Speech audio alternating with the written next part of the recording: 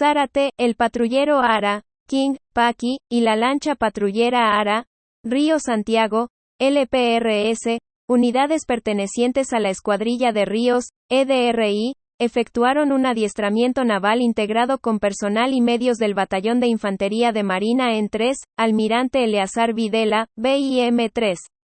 Las actividades se desarrollaron bajo la supervisión del comandante del Área Naval Fluvial, Comodoro de Marina Daniel Francisco Finardi, y de los comandantes de la EDRI, Capitán de Fragata Eduardo Pablo Páez, y del BIM-3, Capitán de Fragata IM Fernando Agustín Romero López.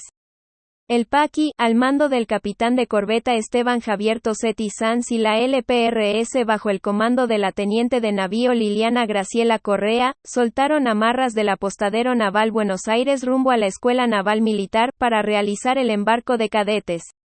Luego, continuaron su derrota hacia la dársena de la BNZA, realizando durante el tránsito el adiestramiento en navegación nocturna para ajustar roles y funciones del personal. Estos ejercicios planificados responden a la necesidad de mantener adiestrados y alistados al personal y medios del área naval fluvial.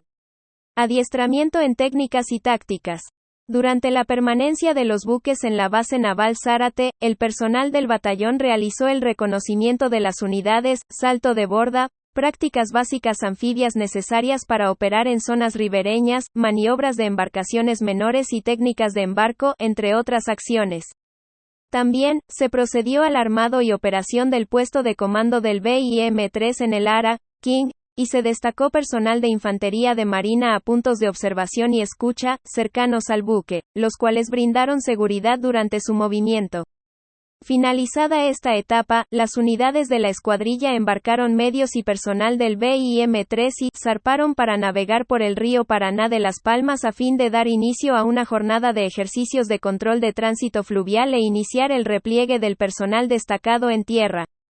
Instrucción de cadetes. A cargo de la teniente de fragata Melisa Andrea Sardinas, embarcaron en el patrullero Ara, King, cadetes de primero a cuarto año de la Escuela Naval Militar, que se incorporaron a la rutina del buque y cumplieron las respectivas prácticas profesionales.